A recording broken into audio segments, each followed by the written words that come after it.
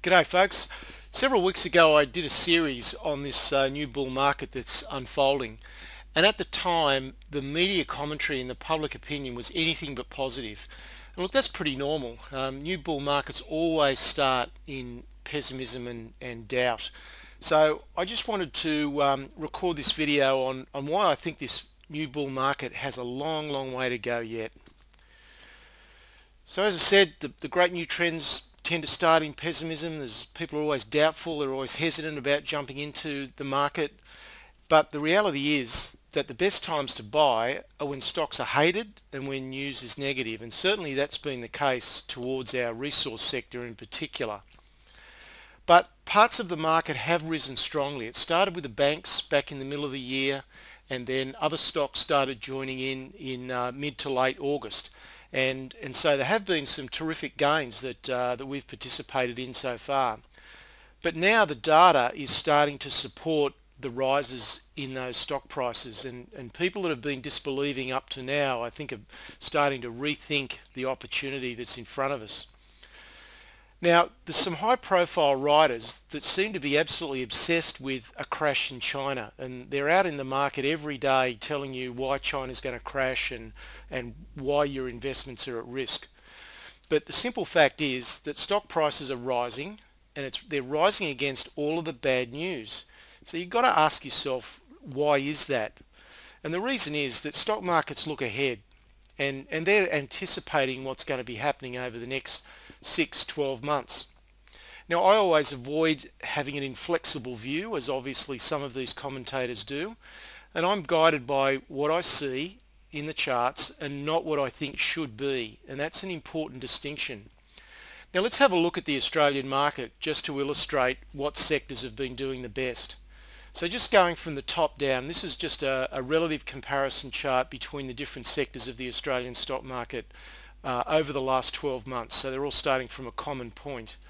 So from the top down, we've got healthcare, followed by telecoms, then the banks, then there's a gap to the next blue one, which is the Small Ordinaries Index, and then the two at the bottom are the Energy Index and the Materials Index, which is obviously BHP and Rio Tinto predominantly.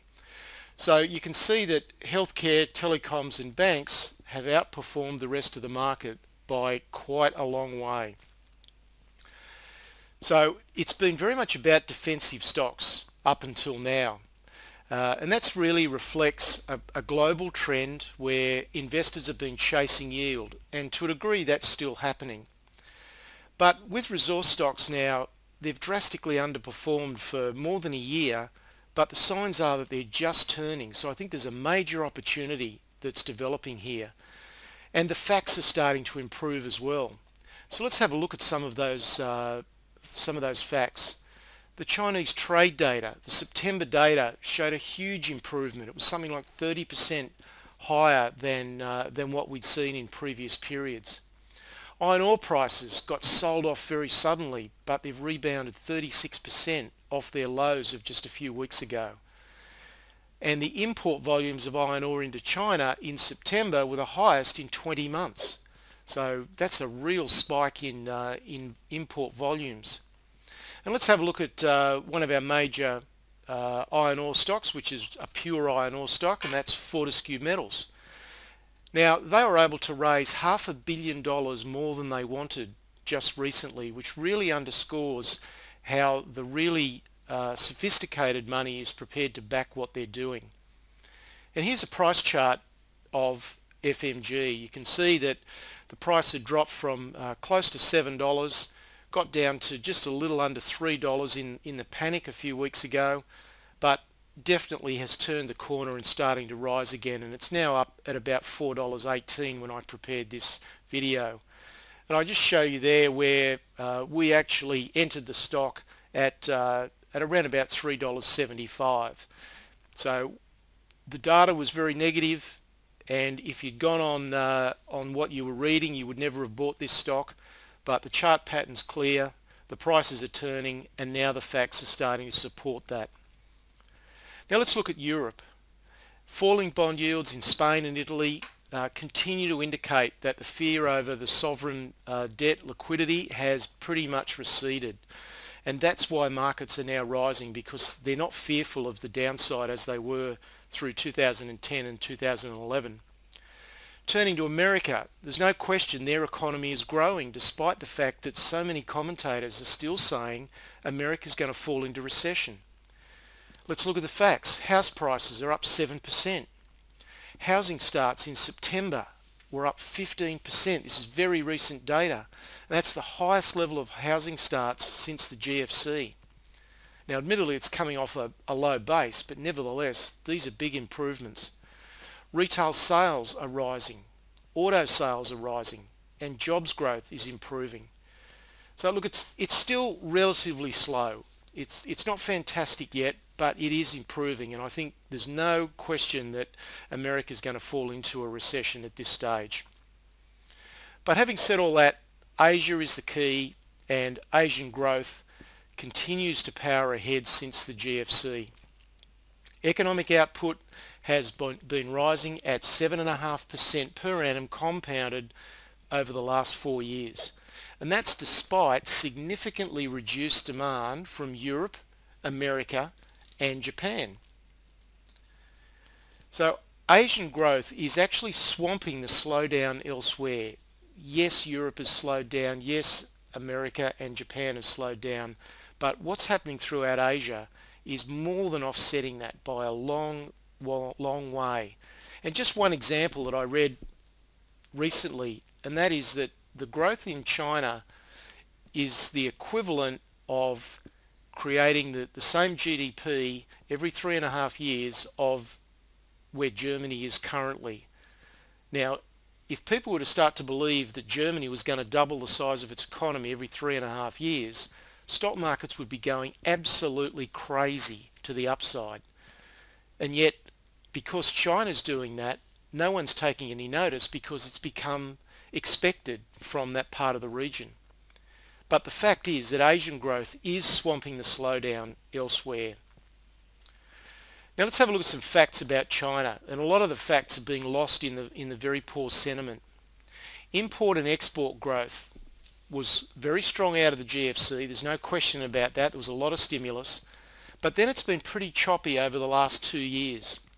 But the fact is it's still growing at 7 to 8% per annum. It's not contracting. So there's no need to be fearful of what you read about a slowdown in China just because it used to be 10% and now it's 7.5%. I mean, that's just crazy thinking. The only part of China's economy that is not expanding and expanding at quite a good rate is fixed asset investment. And that's been a deliberate slowdown on the part of the authorities. So they can turn that back on again if they so choose to, and with inflation relatively low, they certainly have that flexibility. The other thing is that there is enormous opportunities for growth in Western China. Yes, there's been a lot of development on the eastern seaboard, but in Western China there's still enormous opportunities. Now let's turn to the Australian market. Clearly risk is now coming back on just in the last few weeks. It's only just starting, so this is a wonderful time to be looking to get back into particularly the resource sector.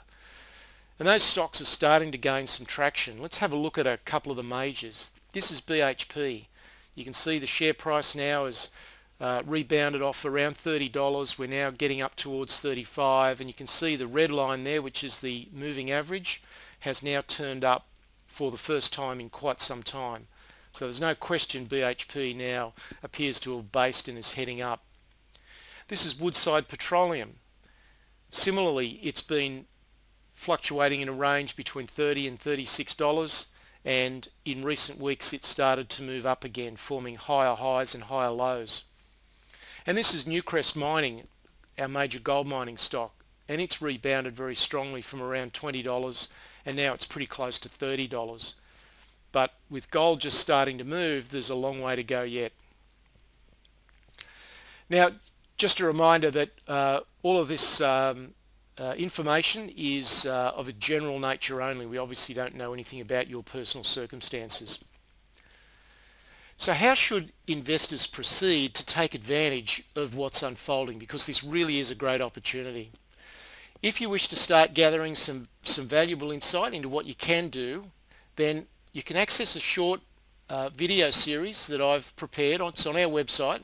It's free. All you need to do is leave your details, and it's a step-by-step process to building wealth from shares. So that's our website, specialistshareeducation.com.au. Now there's a further video series coming after that, which will then provide a lot more detail about how to generate higher investment incomes. There's a lot of information in the pipeline, so stay tuned, and I'll be able to help you to build wealth much more efficiently. Cheers.